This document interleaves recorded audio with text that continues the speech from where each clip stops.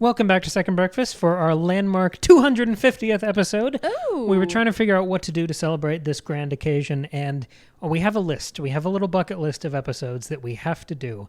And It's this me. one- I was the list. This idea has been the top of the list since we started the show. It's one of our favorite works of fantasy of all time. It's probably the fantasy world that I and we, the three of us, have spent the most time in our lives, and that's Diablo III. We had to have Tristan on for this episode. This is a game that I have played alone with Maggie and with Tristan more than anything else. It's the numbers would be shameful if we could tabulate them. Diablo 3 is a top-down hack-and-slash role-playing game released in 2012, and as of 2022, the latest numbers I could find, this game has sold more than 65 million copies, making it one of the best-selling entertainment products of all time. It had one major expansion, Reaper of Souls, a couple years later, which added a huge final act to the story and a new class. We're going to jump into all of it.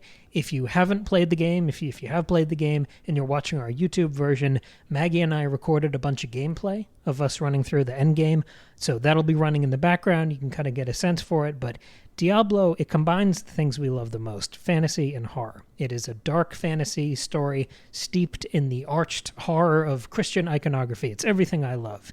And if you guys have any opening thoughts before I get to kind of the structured bullet points, I'll throw it to you. Yeah, I'm just really excited to talk about this game. And we did a brief little bit about Diablo 3 when we did our episode on the Diablo 4 beta, which is why we're doing this episode now, because Diablo 4 is about to come out. Yes. But so we've talked about it a little bit, but if you didn't hear that episode / just want to get more into it, like I've said before, this is maybe my favorite game ever.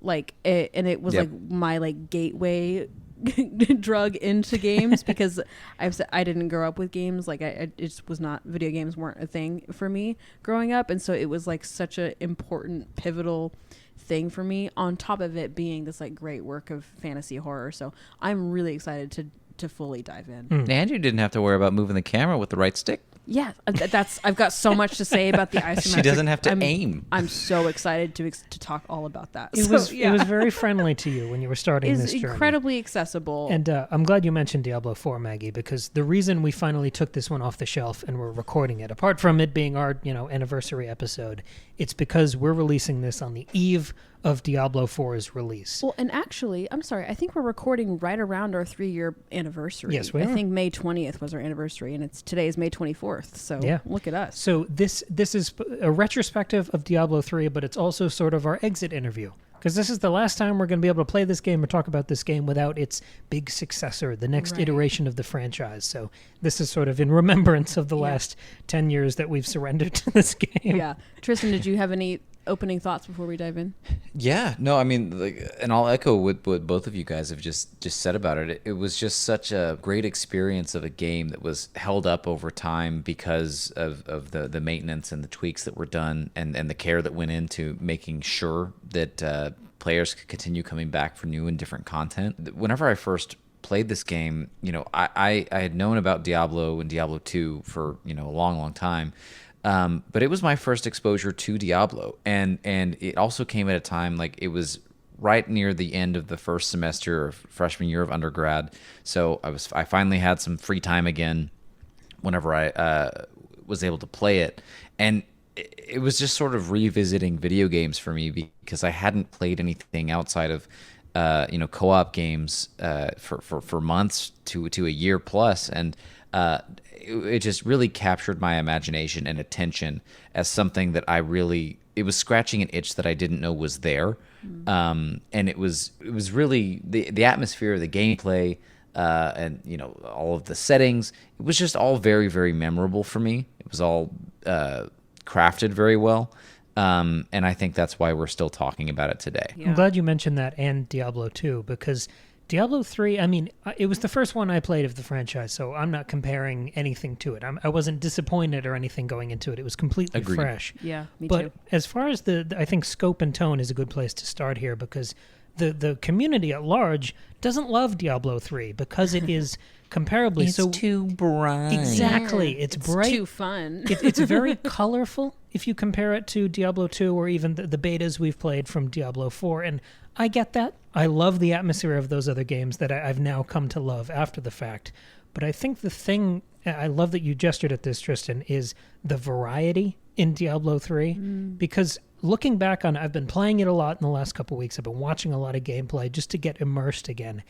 And the thing that struck me is that Diablo 3, as a fantasy project, is the whole world.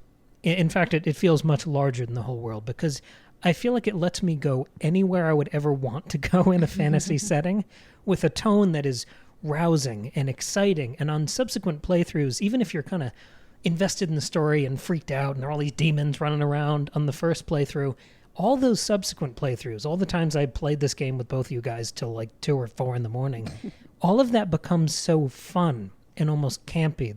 This big operatic adventure becomes comfort food and this like scrapbook of memories where I've blown through this campaign dozens of times, and it's still so interesting. What do you guys think about like what about the tone or the scope or the variety of the game makes it that easy to revisit? Well, first of all, it helps that unlike Diablo 2, it doesn't have the same color palette as Minesweeper. It's like, it's not just grays and greens and blues, right? Like there is a lot more visual interest there. You know, Diablo 2 people seem to want something that was also like, for it to be horror, it has to be boring and washed out to look at. And I don't think that's true. I think the horror elements were achieved through the scale of what was going on and through the story. It didn't have to just be told through a like horrifying and you know, a horror environment doesn't have to be bleak in a color sense, right? Like things can be scary in red and yellow, you know? And so I think that and the fact that it's sort of it to me it evokes like a VHS cartoon. Back in the day whenever it wasn't easy to go and find something that's streaming that you would enjoy, right? Like it really evokes like a mystery or like a one-off thing that you're like, oh my God, I don't know how I found this, but it feels so personal to me, because I can. It's while the scope of the game is large, because it focuses it on you and as an individual, and the camera is relatively small, and it's just you interacting with these characters. It feels very personal and private, and it's like no one can really interrupt you in the world because you don't have to play it online. Like it gets to be this intensely private and personal experience that you can get as much out of it as you want. You can pay as little or as much attention as you want to the story going on, and by the time you played it 5 times, you don't really have to do that. Yeah. But when you tune in, you're like, oh, I remember that story beat, and it scratches the nostalgia itch, right? So it's just so well crafted and tight that I think it really that to me is part of the appeal. Yeah, I was going to say that the story is what I think makes it work so well. The story is really interesting and compelling, and if you follow the campaign, paying close attention to the story and being invested in the story, that's a really rewarding gaming experience. But you can also completely ignore the story and just enjoy the world for what it is and enjoy the aesthetics and the vast variety of settings and characters and creatures that you encounter, and there's like even a huge range of like weapons and armor like styles that you pick up along the way, even within individual classes. Like a monk can have like 45 different ways of appearing. Do you know what I'm saying? Like there are different styles within each class on top of the 7 different class options that you have, which we're going to talk about later. So there's so much variety, and you can give so much or so little attention in any direction you want and still have a really good time. And the designs look cool. I mean, let's say that too, right? Yeah. I mean, you know, when you look at the comparison of what Diablo 4 looks like to Diablo 3, like, you know, it kind of blows it out of the water in terms of graphical fidelity. But Diablo 4 doesn't. It did tone down the brightness, so it's not as in your face. Like, whoa, that's like kind of cool. And the customizability for fashion, like the wings of the angel characters, so those cool. are so sick. They're So like cool. glowing tentacles of light that sort of form a vague wing shape. That's so cool, like tendrils in the air. Totally. And the mask options for the witch doctor class especially can be really, really cool. They're like these like stylized fantastical imaginings that remind me of like traditional African masks, but like there's so much complexity and variety in them, and the costumes and the little companions that come with certain classes and skills. Like there's such a fun style to the game. I love the idea of it feeling personal, because when I was trying to look at this game as a whole, I remembered the major characters: Deckard Cain, Leah, the Nephilim, which I guess is the player character, the Stranger, the various Lords of Hell, Diablo, obviously. But the story didn't immediately come back to me. Like, there's a prophecy, there are some soul fragments or stones. There's Malthiel, who has a black soul stone after you kill Diablo. Like, that part's okay. But the thing that really sticks with me, and I think this varies for every story, there are movies I've seen dozens of times and I remember lines of dialogue, or I remember emotional turns. And the thing that sticks with me from Diablo is the locations, the variety. That I think that's what feels most personal to me. So instead of going through the story the traditional way, I wanted to review this fantastic, gigantic game by going through this glossary of locations that I built up. So I'm going to go through each act and then open it up to you guys, and you can react and tell me what you think of each act. But cool. I went through a 20-hour gameplay video and chronicled all the locations. And if the name is obvious, I didn't give you any other details. If it was something that is just totally out there, I'm going to give you a couple details just to remind everyone out there. So you got to put this in a wiki. We should put all of these notes in our Substack post for this episode. Yes, it will be, because these are real notes. Fantastic. So subscribe to our Substack. It's in the description. Yes, please. So this is Act 1. We start in New Tristram, which I always pronounce and read as New Tristan. Me too, every time. So, and this is the idyllic sort of medieval town village. You've got the taverns, the cobblestone streets. From there you move into a cemetery, a tomb, a cathedral. You battle the Skeleton King. You move into a crypt, the Fields of Misery, the Khosra-Den, a farm, a drowned temple, the festering woods, the town of Wortham, this burning, screaming village, the caverns of Aranay, who's this big freaky spider, the southern highlands, which have all these goat men running through them, the cave of the Moon Clan, the Lyceum, which is this freaky library castle hybrid, the hunting grounds, another Highlands cave, the Leorix Manor, which is gorgeous. You spend so much time in there. The Halls of Agony, which have the floors dotted with these burning grates. The Cursed Hold, which is this haunted, screwed-up prison. And then the final boss of that first act is the Butcher. This is what I think of when I think of Diablo's Act 1. I love that very beginning, because you're immediately establishing what this genre is, what this world is. You have your medieval town of New Tristram, and then immediately jumping into the graveyard with the rising corpses, and then there's a cathedral. You're like, oh, this is a gothic horror story, but like tied with these really fun fantasy elements. So I love the immediacy of the way it sets the tone, and of course it opens up and expands beyond just those two simple things. But it immediately cements you with what kind of world this is going to be. Yeah, and you feel like you're exactly where you're supposed to be for a fantasy story, right? Like a lot of times, like the very first enemies that you face are like the undead, right? Because they're, it's easier to say that, okay, they're going to be slow and they're going to be weaker, so that's where you cut your teeth. That's where you figure out your abilities, and you begin to develop that kind of mastery and figure out your play style. And it really does. Like, it ramps up very slowly so that you can get used to all of that stuff. By the time you get out of the first couple of locations, you think, okay, this is something that I can handle. And they'll throw like double the enemies at you on one screen. You're like, oh my God. And then you do it. You handle it. You're like, okay, this is nice. Like you begin to feel powerful.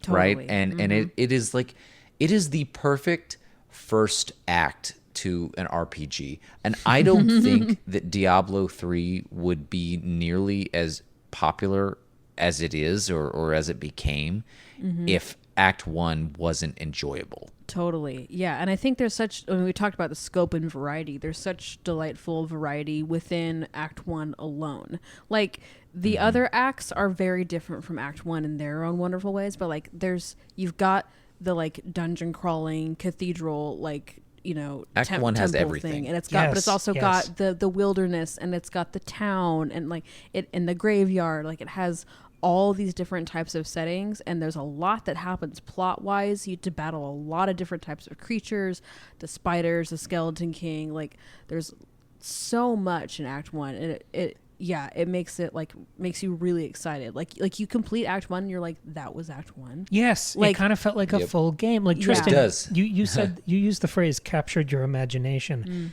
The first couple locations you hit in Act 1, just New Tristram, the cemetery, the tomb, the cathedral, and the skeleton king, those things caught me so much that in the years that have passed, I always thought that was Act 1.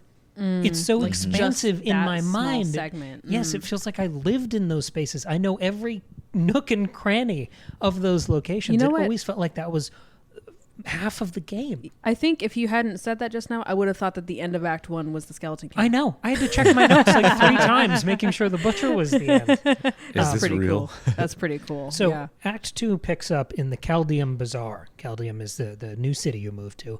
You've got Sand. This is the sand act. You've got the Sundered Canyon, the Howling Plateau, which is this beautiful rocky desert, caverns, canyon mines, a crumbling vault, Alcarnus, which is this desert town full of spiked cages and freaked out locals. You've got Magda, the next boss fight. She's that weird butterfly purple that lady. fairy and thing. then it's Ball, right?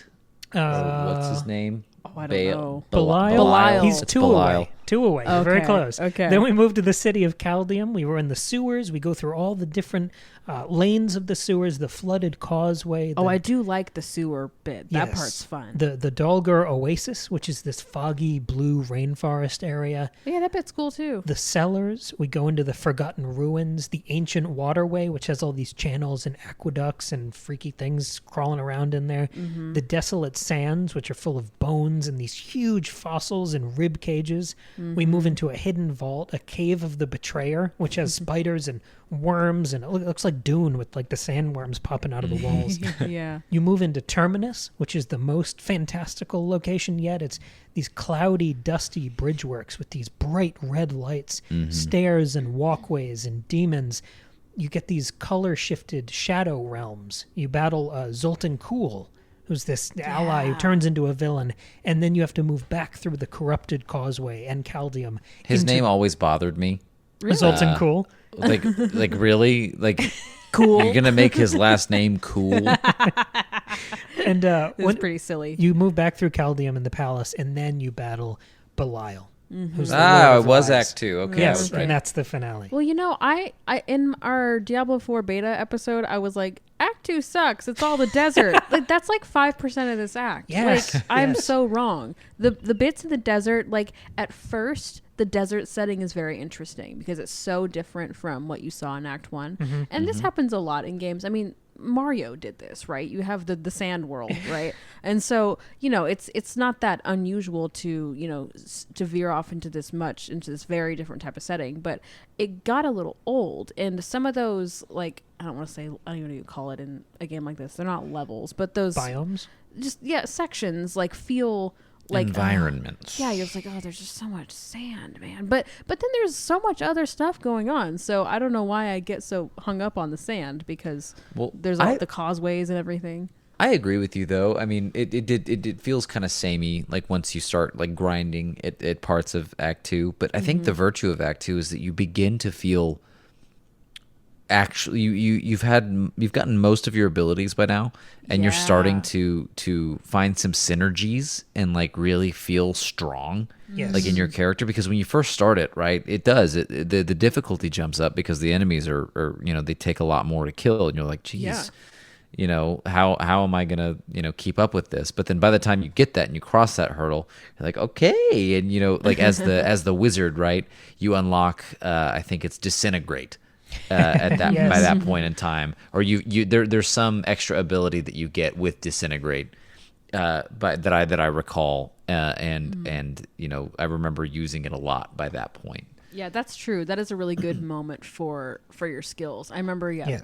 there's a lot of excitement at that time of like, ooh, what new skill am I going to get here? What new skill am I going to get now? It's almost a pacing mechanic where you're so dazzled by Act 1, and then you move into Act 2, and you have a pretty consistent balancing of you're going to go in the sewers for a while, you'll be in the desert, you'll be in the highlands. And with that variable sort of controlled, you do get to explore your build more. Because for a game that is so deep, that I feel like I'm still tweaking and twiddling and customizing and trying to optimize so many years later, I never felt overwhelmed by those systems because they are drip fed to you. It's incredibly accessible. Maybe this is a good moment for me to talk about the accessibility of this game. So, you know, I've said before, this was like the first like game that was not, you know, the original Super Mario that I'd ever played, and like Guitar Hero, right? Like actual like RPG, like full game. And I'd like never held an Xbox controller before. Like there's too many buttons. I don't know what's going on. I don't know how to aim. I can't I don't want to have to control the camera. She still doesn't know how to aim. It's still a struggle for me. Listen, I did play the entirety of Hogwarts Legacy, and I'm very proud of myself. And you're playing Witcher 3 now. Yeah, but that's for another discussion. But so but yeah, it's so well paced, and it really it doesn't hold your hand, but you can make it hold your hand if you really need it to. And I think like number one, I had it on the lowest difficulty. Number two, I was playing couch co-op with Cam, so he helped me not die and like explained some certain things to me, like things that a brand new gamer is not going to know to look for. Like, oh, look at the mini map. Look, like down here is where your objective is, and like things that I just like didn't know to look for. But also, I played as the witch doctor, and that class is incredibly accessible because it's a ranged character, so you don't have to get up close and risk death. But also, there are so many skills that have companions attached to it. So you have like an army of zombie dogs, or an army like I think one of the right trigger options is like a swarm of bats. Right. But there are a lot of like passive companions that just come with you and like act as your own little private army. Also, it just is a character that looks really cool. my thing that I still do today, like when Cam and I played the other day, I was doing this. It didn't help that our characters look the same. I'll like lose my character on the screen. Like I get lost, and I'll like be playing for 30 seconds thinking that Cam is me, and it's really embarrassing. But the witch doctor looks so different from everything else that it's actually very easy to find, especially when I have an army of companions. So yeah, the way that this game is paced, that Act 2 bit is really exciting. And I think that might be why on a replay I don't like Act 2 as much, because at this point I've played every single class. Yeah. And at this point I'm not excited about the new skills I'm getting because I've seen them already. And so maybe that's why I get a bit bored by the sameness of the Act 2 setting, even though on your first playthrough that's really balanced by where you are in your character build. So maybe that's why I don't like it as much on a replay. Interesting that the trend is sort of developing that each act is bigger than we remember.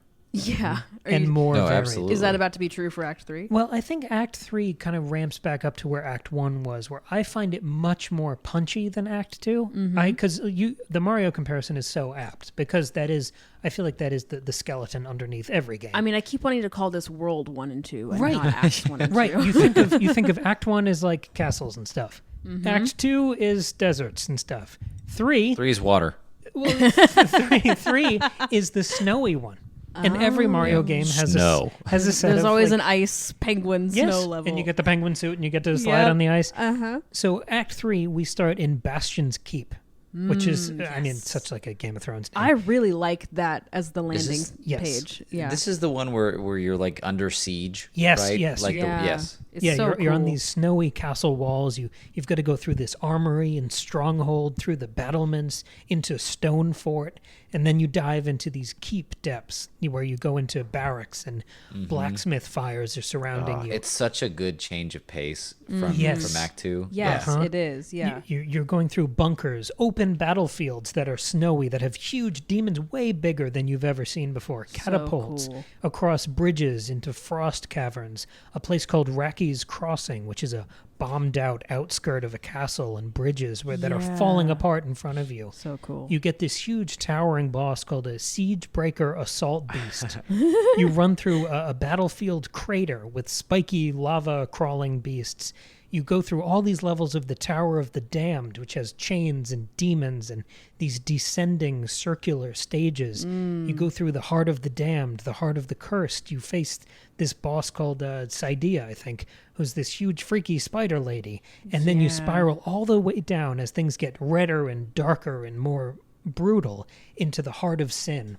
And there you fight the boss of this act, Asmodan. Yeah, that bit is really cool. Yeah, there's such variety in this act too, because you're like on this castle, and then in your fields, and then you're in this like supernatural subterranean. It's like a blockbuster act. The momentum of this act really pushes you through it. I remember now. It's like you really like you're on to the next thing. You really want to like it feels like you've built up some inertia, and like you want to keep going because if you know it's all under siege. You feel like you need to like get rid of it and solve the problem fast. It's really ramping up or down, really. There's a sense of urgency. Yeah. You're not exploring, you're hurrying. Yeah, exactly. Yeah, you're like rush, down. Yeah. It's a lot of fun. Act 3 is great. Yeah, I think when I go back to this, I always look forward to Act 3, and that's what gets me through Act 2. Because you know the Act 3 is Yeah, like the second it starts snowing, I'm fine. Yeah. Well, and Asmodan is so cool. He is. Right? He's so gross. Big mouth in his chest too. Yeah, he's fun. He is fun. I was saying when we were doing our replay of the day, I was like, ugh, I don't like Asmodan. That's not true. I just wanted to do other stuff in our replay. But no, You get grumpy. when you're playing like the actual campaign, it's really fun. It's a rewarding section. Yeah. Act 4 is a little different because Act 4, if you without the expansion that came out a couple years later, Act 4 is the end of the story. This is where you deal with Diablo as a character. So if you'll notice, Act 4 is going to be a lot shorter than any of the other ones. Act 4, you're basically in the heavens. You start at these huge heavenly gates.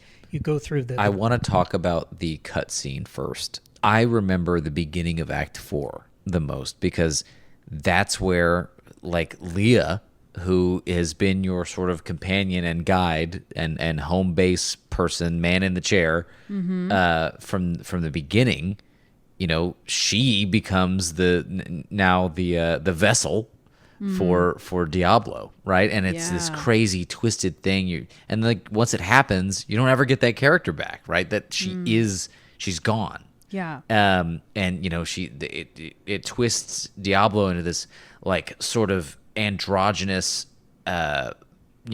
being that was originally in a female body, but it sounds like a man, like the Diablo's voice, and it beats down the gate of heaven and fights the closest thing to God or like Michael that the game has, and just totally wipes the floor with him. And it's just this, it's a crazy cool cinematic. The fight is really cool to watch. It's well animated. All of the cinematics in Diablo 3 are just gorgeous. I was gonna say, but this one sticks out to me. Yeah. No, these cutscenes are all really well done, and I think they are also such a, like, I mean, not that this is not the first game to have cutscenes, but they're done so well, and these long cutscenes are only, as far as I remember, they're only in between acts, right, Cam? The huge animated These like ones. big, yes. And Yes. so when they come, it's going to be a big deal, and so you get really hyped and excited for them. Because there are other games where there are cutscenes, and you're like, ugh, I don't want to. Can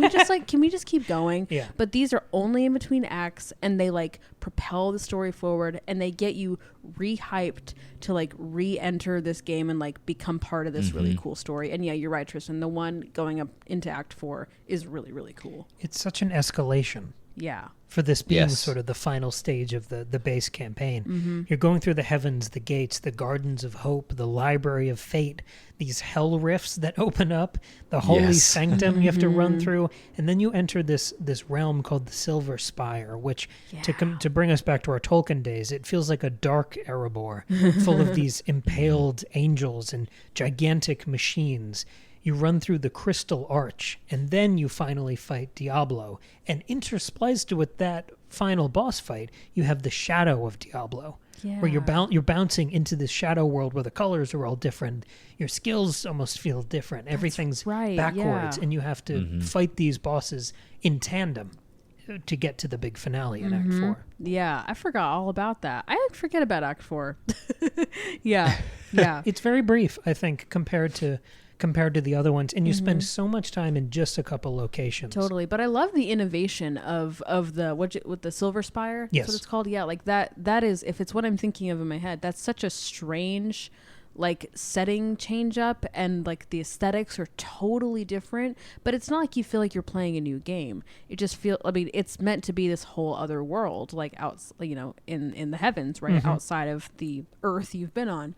And so it's really well done, and again, just keeps it interesting, but also really intrigued about, well, what is this strange new world that I'm in? Like, what's going to happen next? It's really great. There really is no one art direction for Diablo 3. I think that's what bugs me about that complaint against the game, because the art style evolves constantly. Right. Yeah. It evolves. Every area is so different. Yeah, it evolves with the story. It evolves with where you are in space and who you meet and who you become. Like, your character evolves dramatically over the course of the game.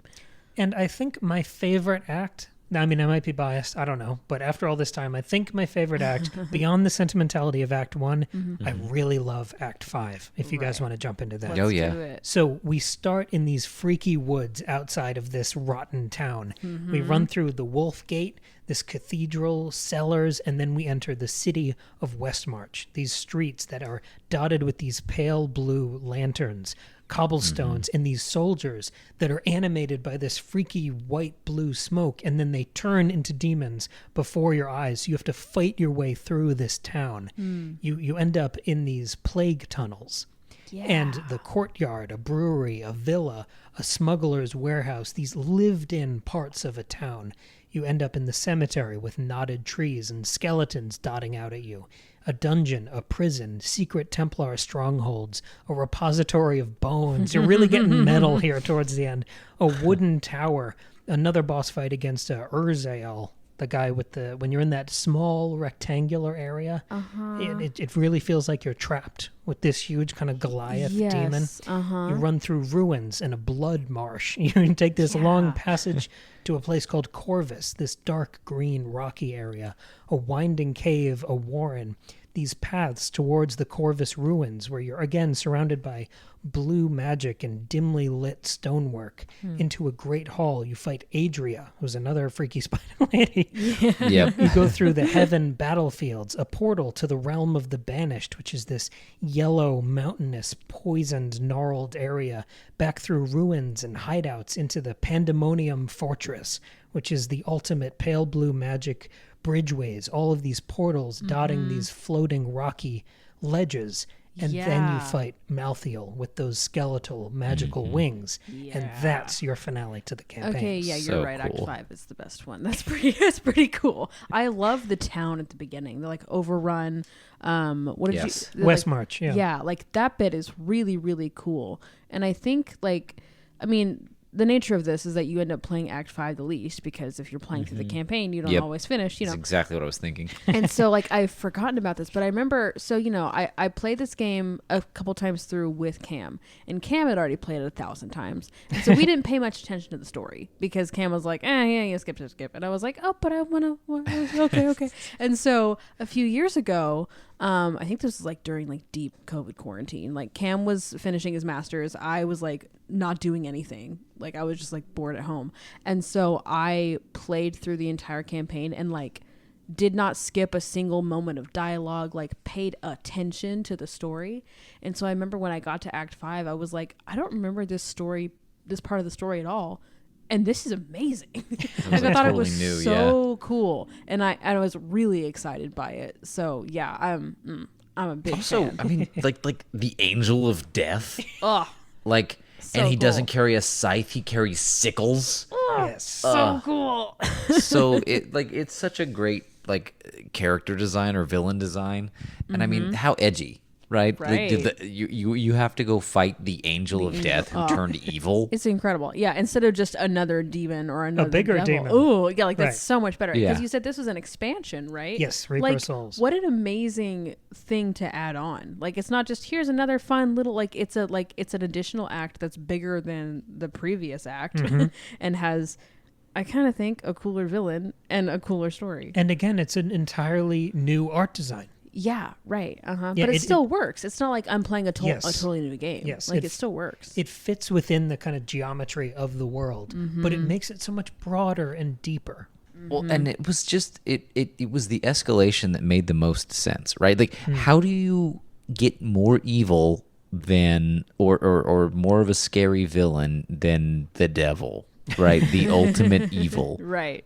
Oh, well, you put forth the only person who nobody can put into submission, the entity in control of death. Yes, right. Right? And Like, and like this great bastardization and corruption of a good thing. Sure. Which is Yes. really what the devil is a fallen angel. So it makes a lot of sense. And maybe the coolest piece of imagery from Act 4 was those impaled angels when you're running through the heavens. And Malthael is an escalation of that image, where he is this kind of corrupted angel. And I think he has a lot of that color palette and style to him. So it almost, I know it's an expansion, but it feels like a bit of a small sequel, because it's building off of that hint, that suggestion that they didn't fully play up in the base game. Sure, yeah. Yeah.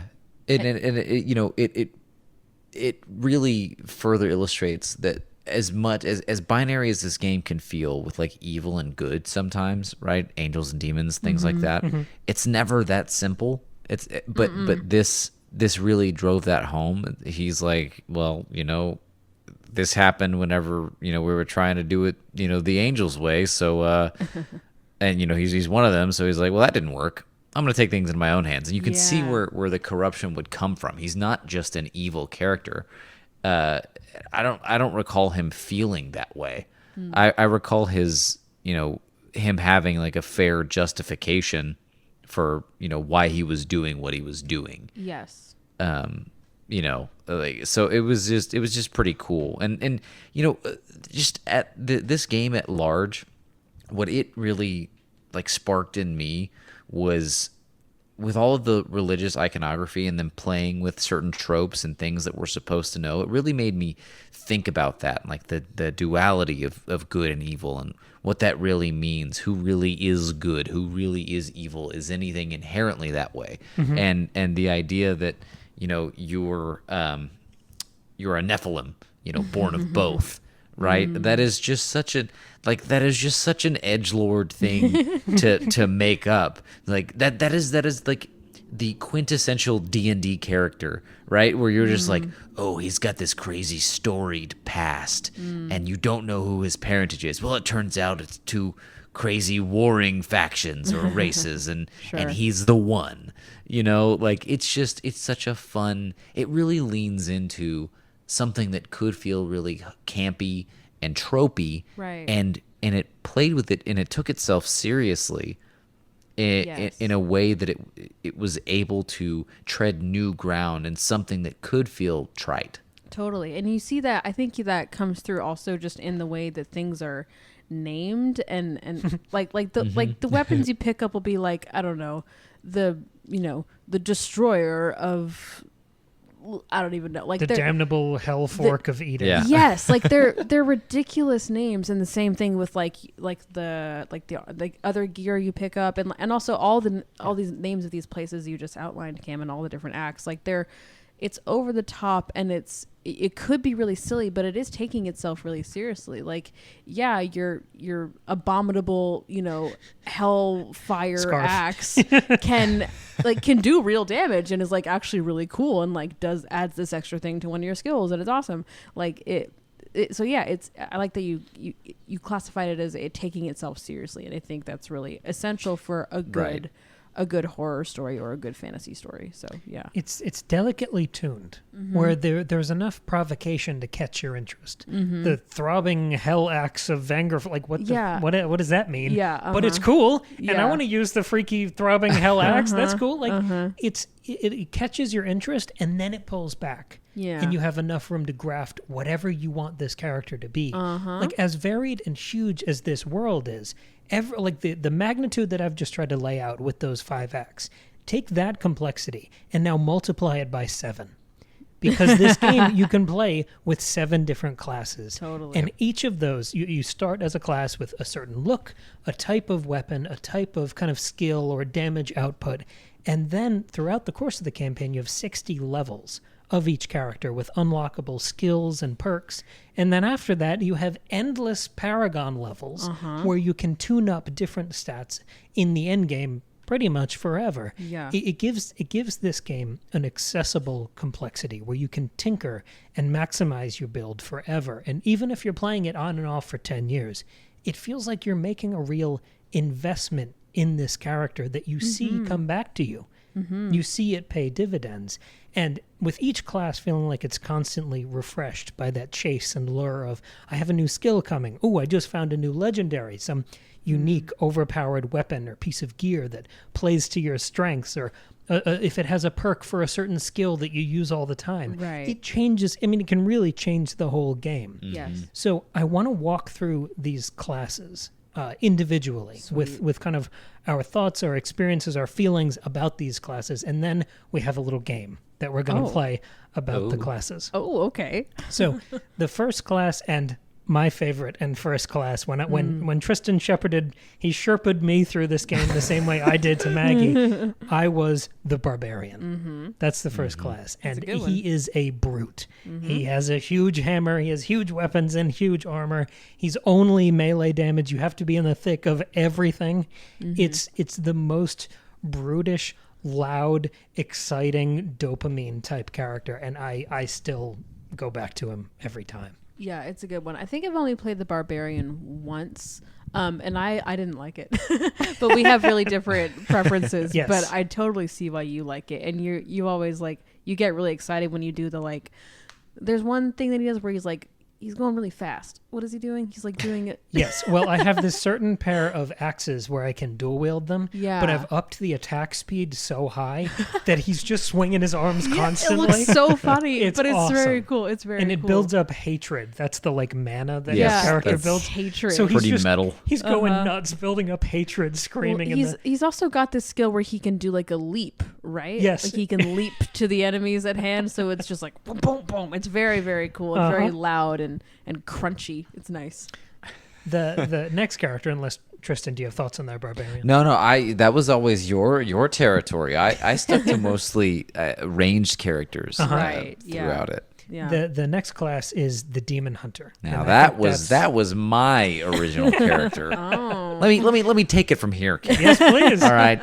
So this me picking the Demon Hunter was funny because whenever I got this game, I decided I was like, I'm gonna play this not how I play every single other game, right? So growing up, it was always if it's a character creator, make someone who looks like you, make self-insert yourself into the game, and it's I wanted to play it differently, and so I actually decided to play, and at that. I usually played a melee character. So I wanted something that wasn't that and who didn't look like the characters that I normally made. Because, when you go back and you play those old files of other games, you're like, oh my God, I made this. This is my image. This is my avatar. So I played a girl, which is totally the norm. I feel like most guys now, they'll play a girl character, and I didn't do it to sexualize the character. I did it because I know why they do that. No, well, yes, everyone knows why they're doing it, but it's not out of the norm. But for me, then at the time, it was okay, cool, this is a different experience, and the voice acting is something that I should say that's very good throughout the entire game, and all of the characters, didn't realize all of them had different voices and stuff because you actually hear their voice lines.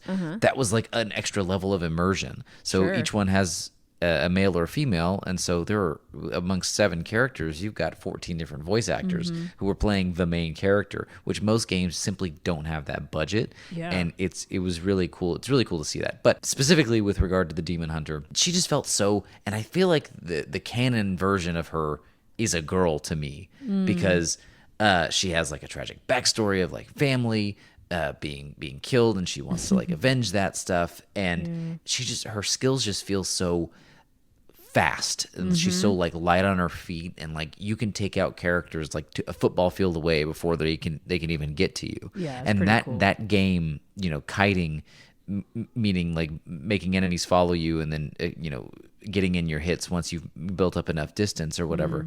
That was fun, right? Controlling the field of enemies that way, and using all of her different skills to really, you know, mow down crowds all at once was really, really cool. And her ultimate feels the most ultimate-y between that and the wizard. it feels the most ultimate like ability of everything, because you really feel and you look more powerful. So it's the combination of quick, being able to avoid damage and put out a lot of damage Yes. quickly Yes. from a distance. That's why I think, honestly, I prefer the Demon Hunter to the Wizard. Yeah. For that reason. Yeah. We should say the Demon Hunter has crossbows and Yes. huge bow and arrow, and one of the special skills is this rapid fire ability. Yes, It's the just rapid this, fire is good. like flaming torrent. Well, isn't there it also feels like a machine gun. There's like a rain Yes. of arrows too, right? Yes. Yes. Yeah. I've really had fun playing that. She's class as dabbled. well. Yeah, it's pretty fun. I adore this class, and again, it is a markedly different experience than the Barbarian. Absolutely. They both feel like power fantasies, but they're Totally so different ways. Mhm. Yeah. And the look It's of them Legolas. too. You get to be Legolas. And yeah, the look of them too. I feel like that shouldn't be important, but it is really important how cool your character looks, especially when you jump into the menu and you can see them up close. Like the Demon Hunter looks really cool. Oh, She's yeah. got this. I think I also played It's the female, sick. but she's got this cool like hood and these like pointy boots. Very And gothic. she looks really cool. Yeah. I'm a big fan. Oh, and the character customization, the outfits you could do were like yeah. pretty cool. Like Uh-huh. I specifically remember like my color themes for her were like predominantly white with like gold and purple or red accents. It looks so good. I love that. I love that. The next class is a lot less flashy Uh-huh. and cool than the ones we've been playing with, but I found myself playing as the monk the other day, and Yeah. I had like a way over-leveled monk that I'd completely forgotten about. And the monk is a melee focused class where it's right up close and personal, but unlike the barbarian with the big swinging axe, it has some of the speed that Tristan, you just talked about with the demon hunter, where you've got this little staff that you're twirling and spinning and attacking, and it felt like such a lethal class. Yeah. Well, and I think the other cool thing about the monk is that there's a magic element to the monk. Yep. But it's like most of the time when you have a magic character, it's like a wizard or something, they're usually a ranged character because they're shooting spells from far away. But he's like this melee character with magic incorporated. So it's kind of a nice hybrid between those two styles of gameplay. I played a monk I think I played one all the way through. It's been a while now, but I liked it. It was different. It's not like my favorite class ever, but it was a really different experience, and that variety was really fun. And just as we handed it over to Tristan with the demon hunter, Maggie, would you like to talk about the witch Oh doctor? my gosh, I would love to talk about the witch doctor. So I talked about this a little bit earlier, but I'll explain some more. So the witch doctor is this like mystical character who can like do all this like black magic that like has ties with nature, right? So like I've said before, you can summon these companions, like this army of zombie dogs. Your secondary attack can be like this wave of bats. Like you're basically, I think, Cam, you called it like Dr. Dolittle. Like you're just controlling all the animals. I forget what else. I haven't played this one in a long time. It's a ranged character. Like you're like shooting like magic and other things at enemies from far away. There's like, and like I think your weapon is some kind of staff. Like you don't get swords or bows and arrows or anything. Like you get like this like magic staff. The costuming is really cool. It feels really different than the others. And the reason I chose it, I think when I first played it, because it was ranged, because I knew I did not want to get up close to anything because I didn't know what I was doing and I was afraid. And I didn't want to take too much damage.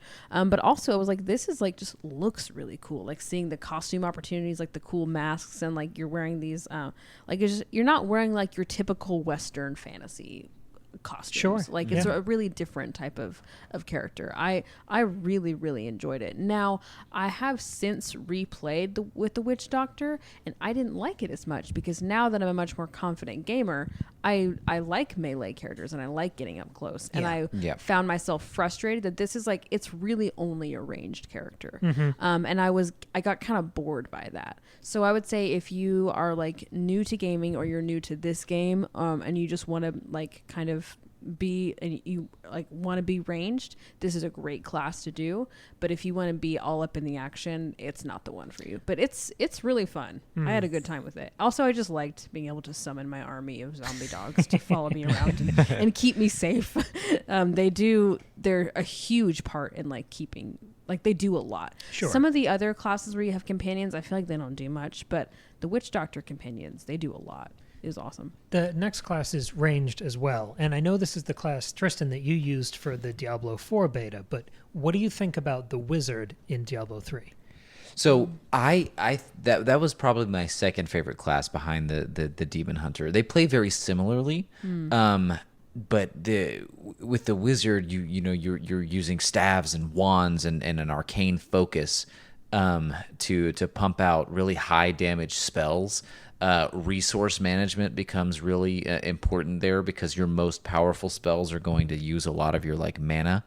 And so you have to, and you have less of an escape mechanic than you do as the demon hunter. So you're more of a glass cannon, right? You can take people out from range, but you better do it because if they get on top of you, you're going to die quickly. And so that's where like that's one of those classes where using your ult at strategic times becomes important because it can save you from death.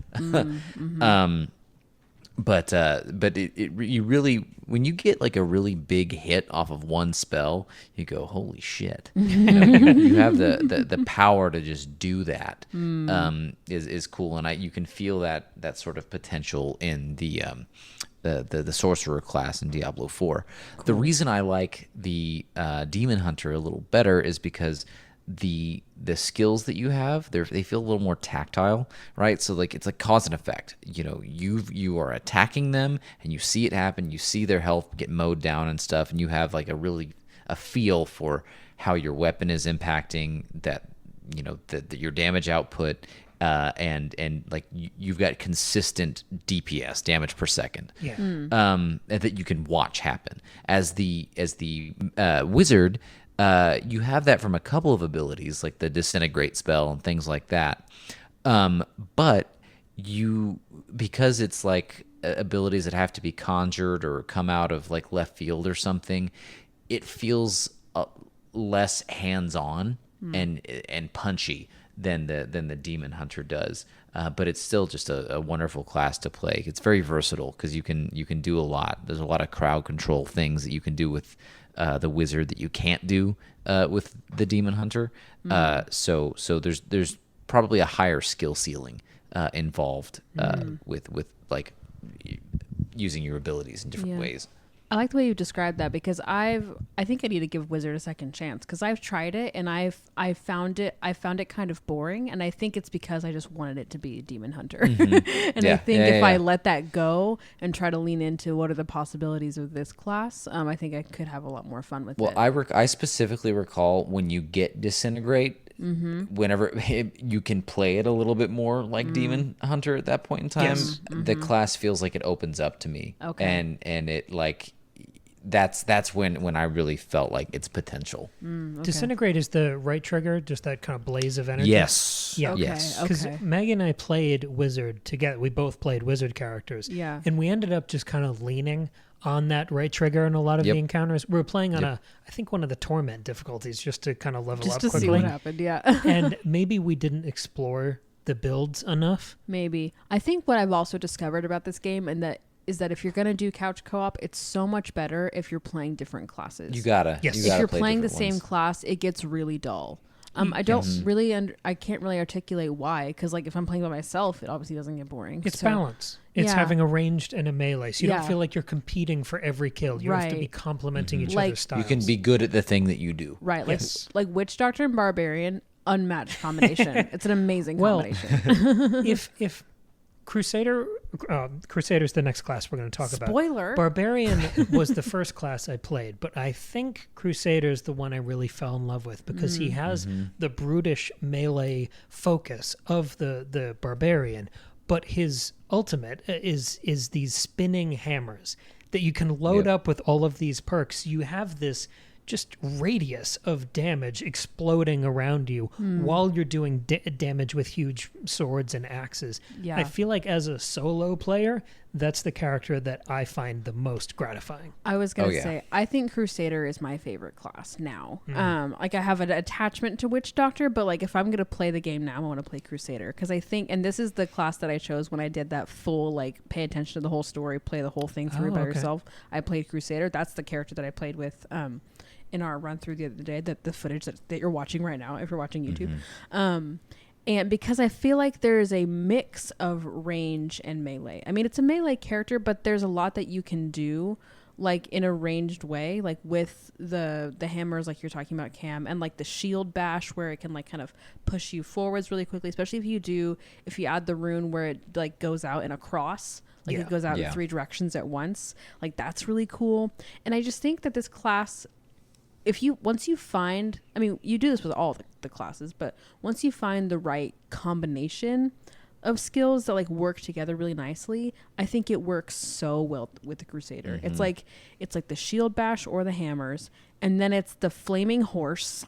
Yes, because you can move around so quickly. I love that skill so much. Not only because you can move quickly, but like if you do the flaming one, you literally just run in a circle and like kill like half the enemies that you're about to take on. Like the flaming horse is so fun. And then like the other like the more passive skills that like power you up and stuff. Like the Crusader is really fun, and I played the female, and she's pretty cool. She reminded me of like Brienne in Game of Thrones. She was lots of fun. I love Crusader. So yeah, it's almost a hybrid class. Yeah. In the same way, this character class isn't making it in the first wave of Diablo 4. There isn't a Crusader Paladin type, but traditionally, I guess that's been the one that they added in afterwards. Yeah. So I imagine we'll get that eventually. Yeah. I should also say what I like about the Crusader is like stylistically and like in a character way, like it's just a fun concept because you're playing in this like Judeo-Christian like heaven and hell world with all these other like influences coming in, but like it's a fun like thing to have your power be like holy heavenly fury or whatever, like to have it like be like the blessed hammers, I think is what it's called. And like the shield bash is cool, so it's like you're like this really powered up character, but it's like the heavenly stuff. I find it very funny and like charming. I think it's really nice. It helps the immersion of the role playing. Yeah, it does. The final class here is the Necromancer, which was added with Act 5 in the Reaper of Souls expansion. Tristan, I feel like you have an opinion on the Necromancer. Actually, we call it just the Necro.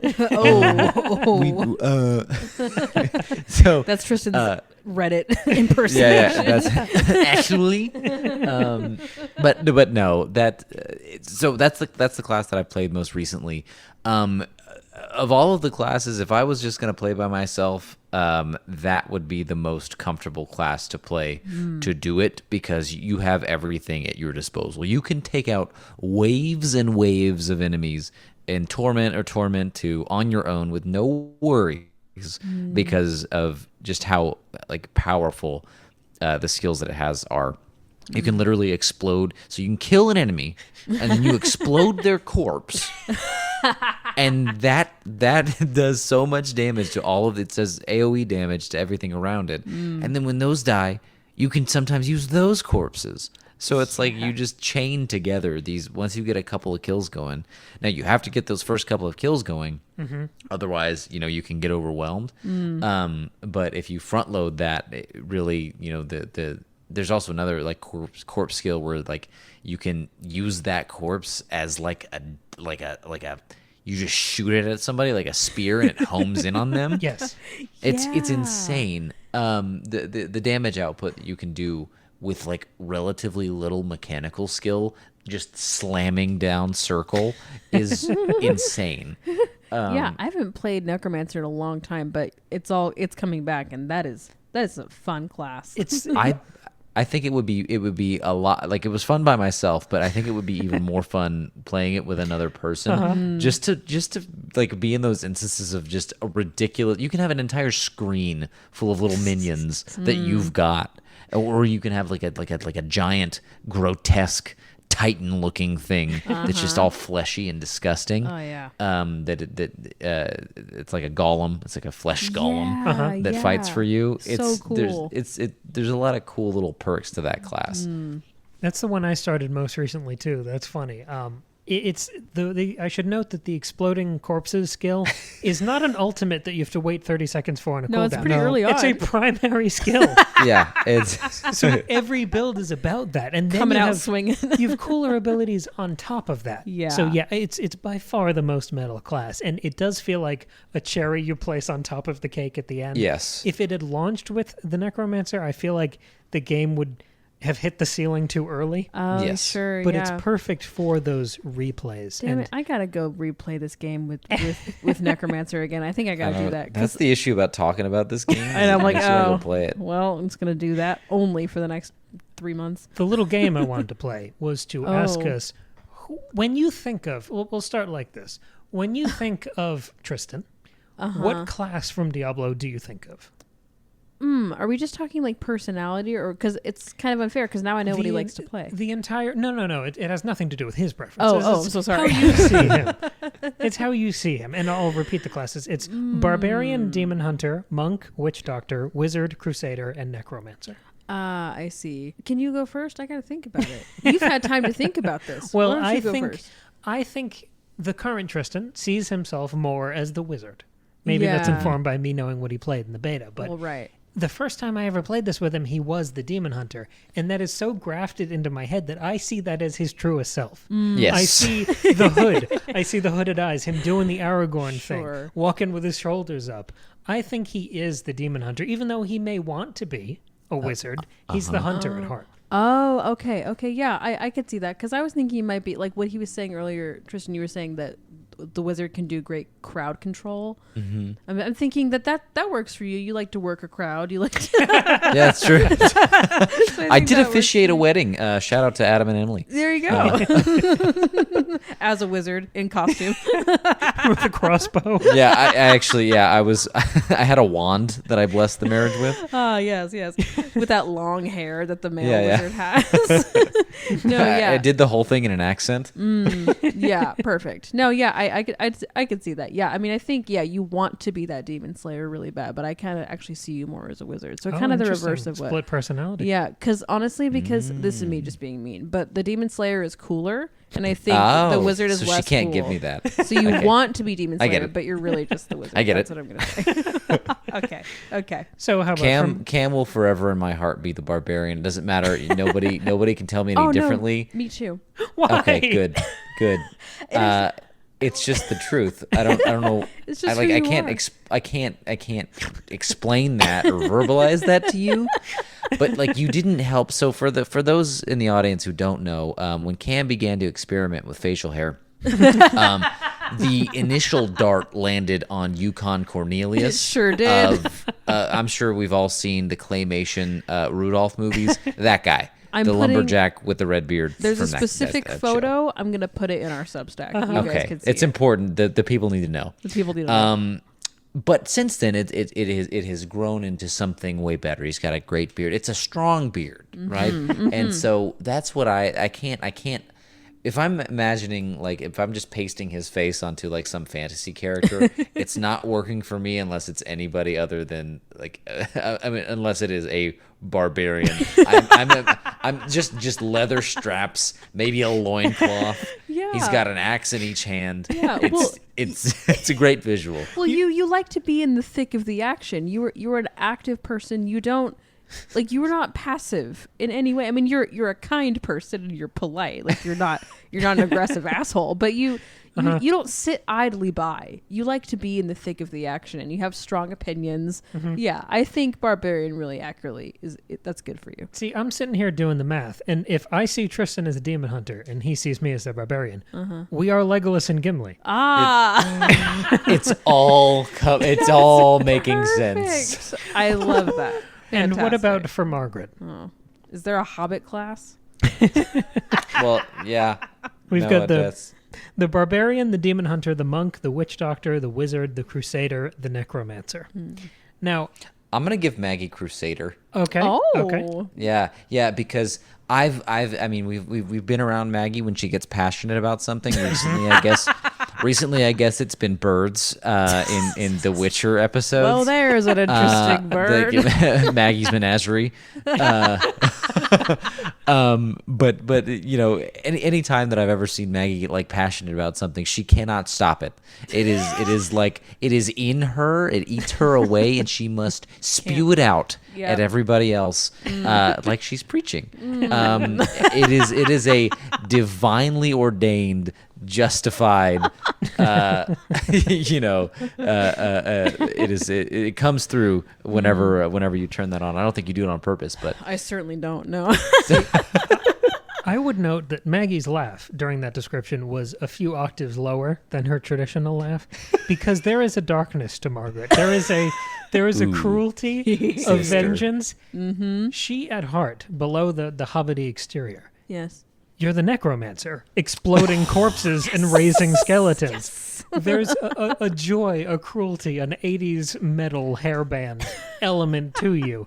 And I think the joy of the exploding corpses, the kind of silly, over-the-top slapstick violence of that, it speaks to your inner self. Well, thank you very much. I mean, I should say we went and saw Fast X last night, the 10th movie in the Fast and the Furious franchise. next Tuesday episode. And I mean, kind of. I might be doing an exclusive Substack post on that movie, but we will. That's for another day.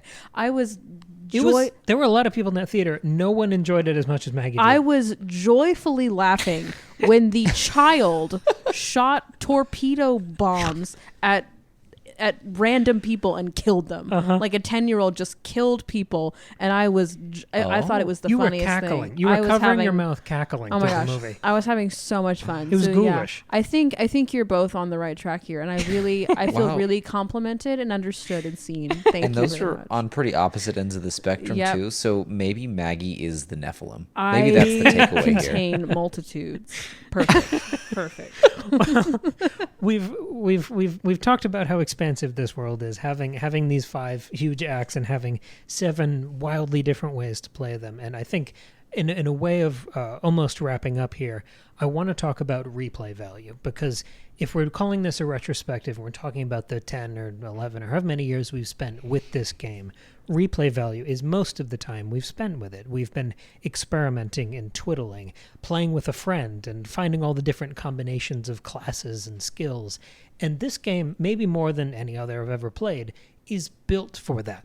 Because you have this end game that almost has its own game modes. You have an adventure mode and Nephilim rifts. They make this game endless. And as a brief kind of just reminder to everyone who maybe it's been a while, Nephilim rifts are these escalating challenge or horde modes where you're teleported off to this far off land that's kind of a remix of old environments, and they just crash endless waves of demons on you until you die or you kill the final boss. And you can make these of increasing difficulty forever. And they are harrowing.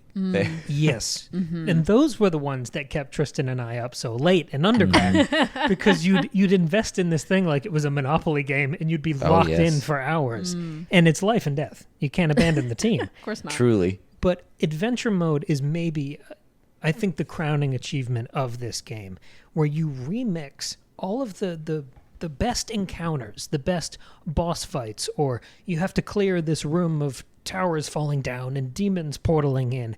You take all of those moments and you assemble this greatest hits arcade mode from the campaign, where you see these maps of each act and you can select one of a bunch of encounters and jump into these bite-sized sort of, 5 or 10 minute versions of the highest adrenaline moments of the game. If you're watching us on YouTube, Maggie and I played adventure mode for 2 hours the other day, and that's what you're watching. Yeah. It's just these perfect little almost memories where you're getting right back in the middle of the part you love. You don't have to do the story part and running from place to place. It's just those highlights. You get dungeons, bosses, these quick quests that end in chests showering you with rewards.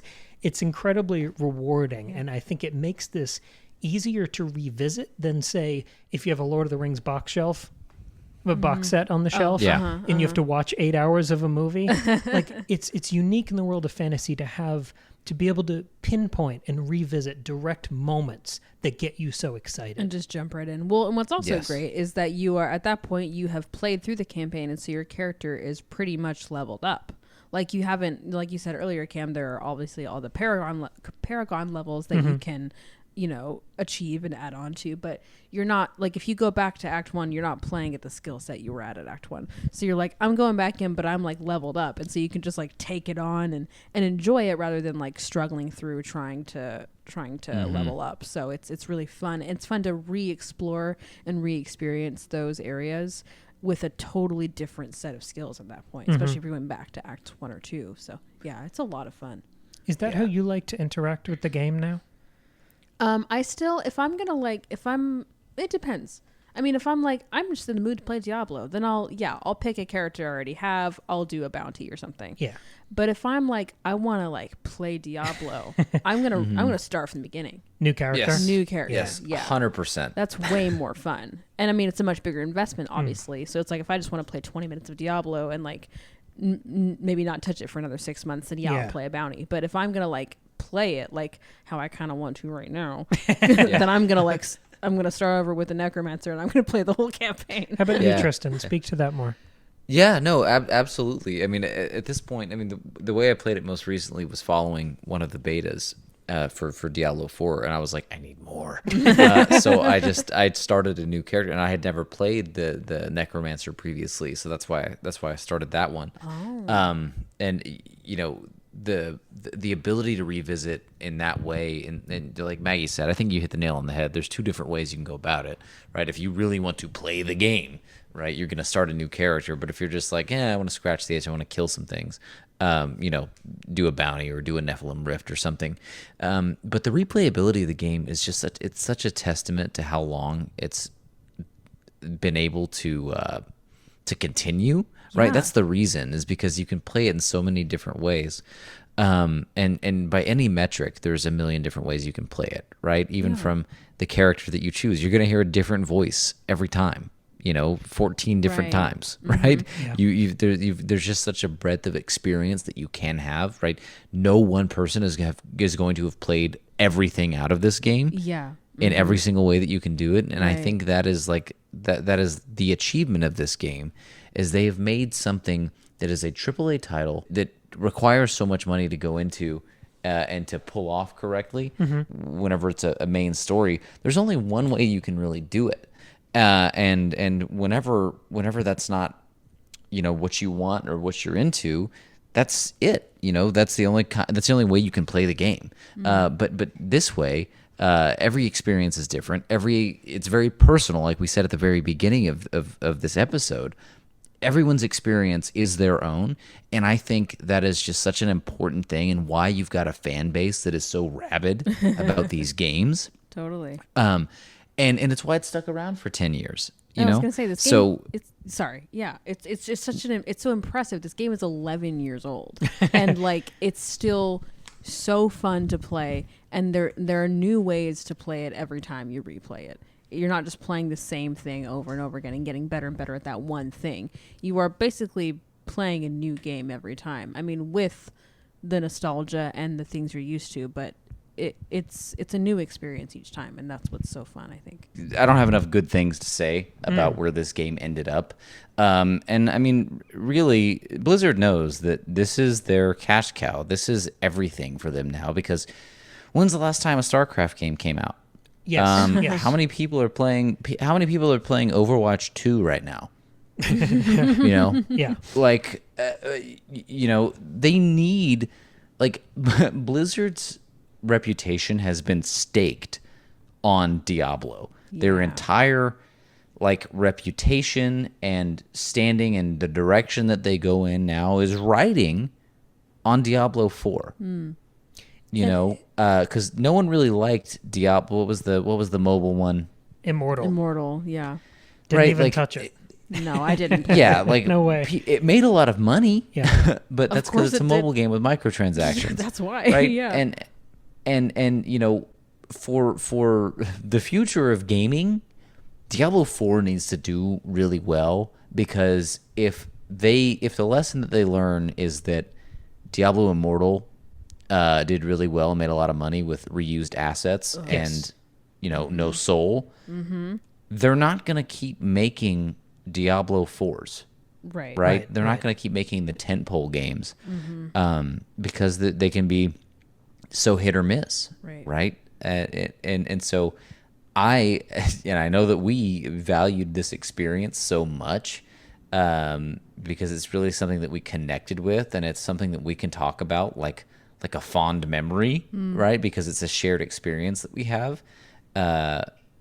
Having done the same storylines and gotten different abilities, and go, oh my God, what did this piece of equipment let you do? Getting to see that and retaining couch co-op is also important to me on that same vein. But all of that bleeds into why this game has been so successful and so easy to return to, and is such a good like core memory for me in terms of both experience and gaming generally. There's just not enough good things to say. Yes, yeah, you've kind of transitioned perfectly here into the way I wanted to wrap up, because it has been 10 years with this thing, and it is one game, but the way Blizzard has supported it with new seasons and occasional that big expansion, it feels like almost its own genre, in the same way people talk about World of Warcraft as being its own whole world in the corner of games. This is one box product, but it feels that gigantic and alive to us. I mean, Diablo 3, it feels like an old friend now more than a game. And I use it as this baseline for the genre of fantasy. I think about Diablo 3 in the same way I think about Lord of the Rings. It's become a point of comparison. It has become a landmark achievement in the medium. And I mean, you may have already answered this, Tristan, but for both of you guys, the last question is, in the wide world of fantasy books and games and movies and shows and comics that we all love and have talked about for so long, what makes Diablo 3 special for you? Well, it's kind of unfair for me because I haven't played any other fantasy game. I mean, except for Hogwarts Legacy, but that doesn't count because that's a world that existed outside of the game and, that I have ties to anyway. So it's hard for me to say, but it's like, it's this wonderful, it's the only fantasy game that I've played. It's like, it's the only fantasy world that I've engaged with in that way. And so it feels really special to me. Like every other fantasy story and property that I'm interested in is in a different medium than this. And, this doesn't exist in any other medium. There's not, maybe someone wrote some book companion to Diablo somewhere, but, it doesn't exist anywhere else for me. And so it feels special to me in that way. It's also just a wonderful blend of fantasy and horror, which became very important to me. When I first started playing this game, I don't think I certainly wasn't nearly as into horror then as I am now. But it just became like, from the fantasy point and the nostalgia point, the horror aspect also became really important to me too. And it does, like, that gothic horror that I really have always loved without recognizing how much I loved it. So there's that element to it too. But yeah, it's super biased for me, but it's important to me, and that's why. So interesting. How about you, Tristan? Yeah. And I think, for me, what makes it so special is what sort of the through line of what I've been talking about this entire time is like the intimacy and the personal nature of the experience that it allows you to have.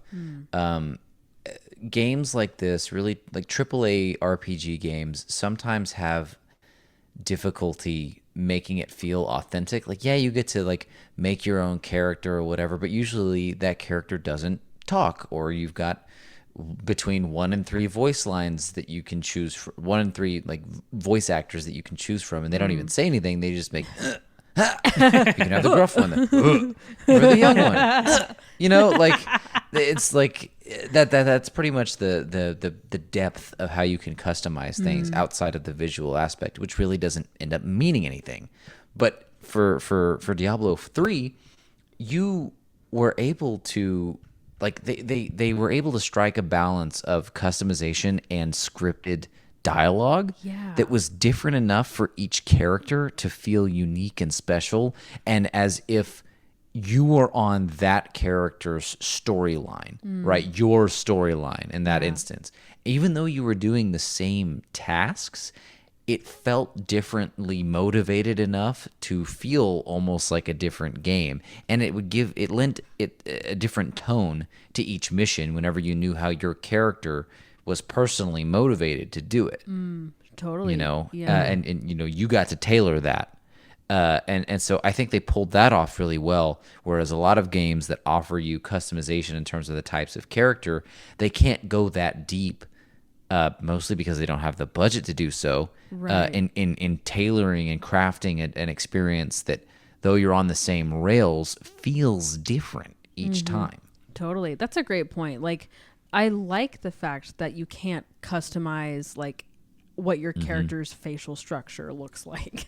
Like, as fun as that is to do in other games, and I totally understand why that's a thing in games and why it's something that's really important to a lot of people. Like, at the end of the day, after you spent 20 minutes crafting your character, you're never really going to see their face again. And it doesn't matter. It doesn't affect the gameplay experience ultimately. Whereas the type of customization that Diablo 3 allows and the type of just the different options that it gives you, that affects the overall gameplay in a much more rewarding way than just, oh, I can make them have a cool scar across their eye or whatever. Yeah.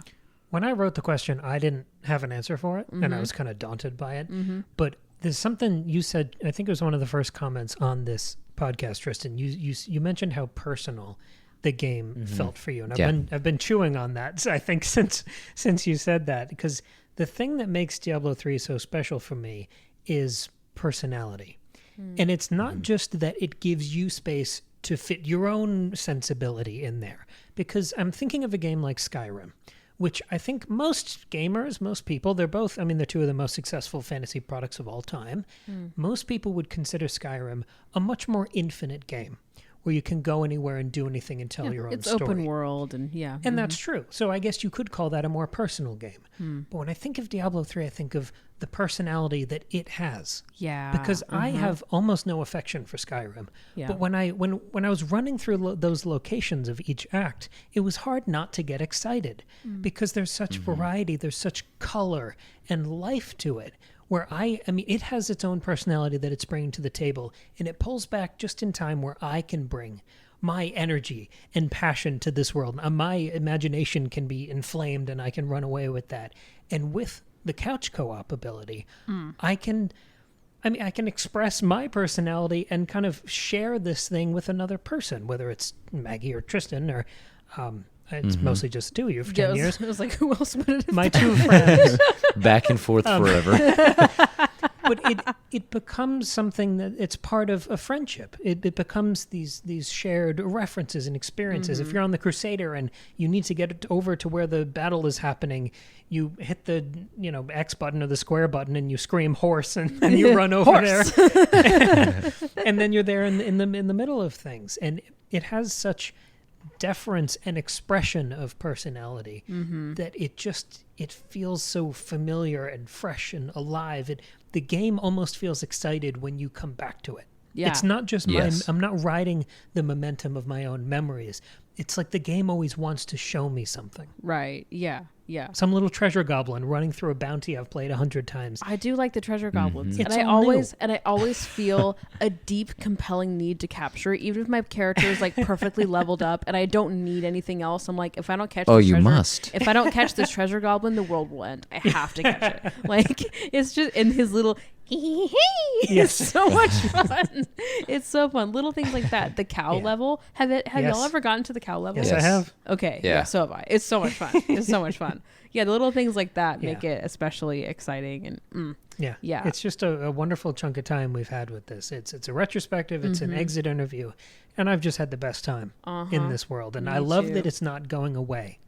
Yeah, right. Yep. And like, could not agree more. Like this game has aged so well. Like we were playing it yesterday or this weekend, and like it looks really, really good. I mean, I've seen some gameplay, videos of Diablo 4, and it looks awesome. But like this game doesn't look like, oh, this is a game from 10 years ago. Like it looks really, really good, and like the cutscenes are so beautifully cinematic and well animated, so that helps too. But those definitely still hold up. Yeah, they really do. Man, yeah, it's a good game. It's a good game. I'm so glad we got to do this. This is perfect for our 250th episode. And I want us to figure out a way to, if it means we have to have a LAN party, so be it. I want us to play Diablo 4 together. I think that would be really, We're really streaming fun. Diablo 4. Yeah. We're going to do that. We got Let's to make do it that. happen. World's first announcement, breaking news event. We're going to make it happen. That would be really fun. And we don't have to wait till we complete the thing. We can do an impressions video. Sure. Or, episode. Yeah, that would be lots of fun. Cool. Cool. All right. Well, let us know. Have y'all played this game? If not, you basically just have from our description.